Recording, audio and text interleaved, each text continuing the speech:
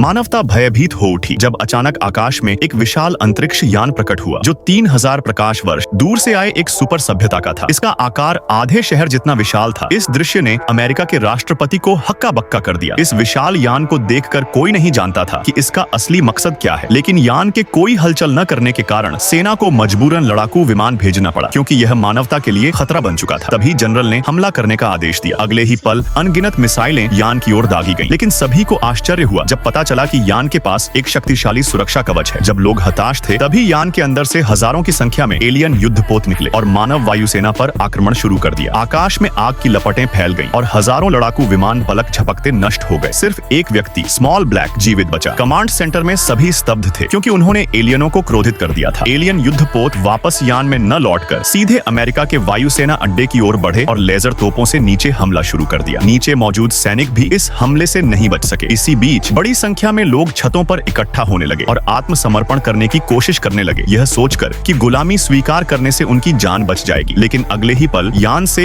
एक रहस्यमयी नीली रोशनी निकली। लोगों को लगा कि शायद उन्हें स्वीकार कर लिया गया है, लेकिन तभी यान ने शक्तिशाली विद्युत चुंबकीय तोप को चार्ज किया और नीचे की ओर गोलीबारी शुरू कर दी। इससे इंसान, इमारतें और आसपास का सब कुछ तहस नहस हो गया। स्वतंत्रता की प्रतिमा भी खंडहरों में ढह गई। मजबूरन राष्ट्रपति एक गुप्त बंकर में गए। वहां उन्हें पता चला कि क्षेत्र 51 के वैज्ञानिकों को बहुत पहले ही एलियनों के अस्तित्व का पता था। इन एलियनों के पास आंखें और कान थे, यानी वे जैविक प्राणी थे और इंसानों की तरह कमजोर भी। राष्ट्रपति ने परमाणु हथियारों का इस्तेमाल करने का आदेश दिया, लेकिन इससे पृथ्वी का पर्यावरण बुरी तरह प्रभावित होने का खतरा था। फिर भी राष्ट्रपति ने बातचीत की कोशिश की, लेकिन एलियनों ने इंसानों को सिर्फ कीड़े मकोड़े समझा और बातचीत से इनकार कर दिया। तभी वायुसेना अड्डे पर एकमात्र जीवित बचे स्मॉल ब्लैक ने जान जोखिम में डालकर एक एलियन को पकड़ लिया। डॉक्टरों ने उस एलियन को होश में लाने की कोशिश की, लेकिन प्रोफेसर की शव परीक्षा से पता चला कि एलियन का बाहरी हिस्सा एक मजबूत कवच था और उसका असली चेहरा अंदर था। जब एलियन को होश आया, उसने टेलीपैथी के जरिए प्रोफेसर के दिमाग को नियंत्रित कर लिया। मेडिकल रूम में अफरा तफरी मच गई और लोग भागने लगे, लेकिन एलियन ने उन्हें बेरहमी से मार डाला। राष्ट्रपति स्थिति देखने पहुंचे और एलियन ने प्रोफेसर के दिमाग के जरिए उनसे बात की। पता चला कि ये एलियन एक आक्रामक प्रजाति थी जो दूसरी सभ्यताओं पर कब्जा करती थी। जब एलियन ने टेलीपैथी से राष्ट्रपति पर हमला शुरू किया तो सैनिकों ने मजबूरन उस पर गोलियां चलाई। कवच के बिना एलियन जल्द ही मर गया। अब यह स्पष्ट था कि अगर एलियन मानवता को खत्म करना चाहते हैं तो इंसानों को भी जवाबी हमला करना होगा। राष्ट्रपति ने परमाणु बमों के साथ यान पर हमला करने का आदेश दिया। एक चमकदार सफेद रोशनी ने पूरे शहर को ढक लिया, लेकिन हैरानी की बात थी कि मानवता का सबसे शक्तिशाली हथियार भी यान को नुकसान नहीं पहुंचा सका।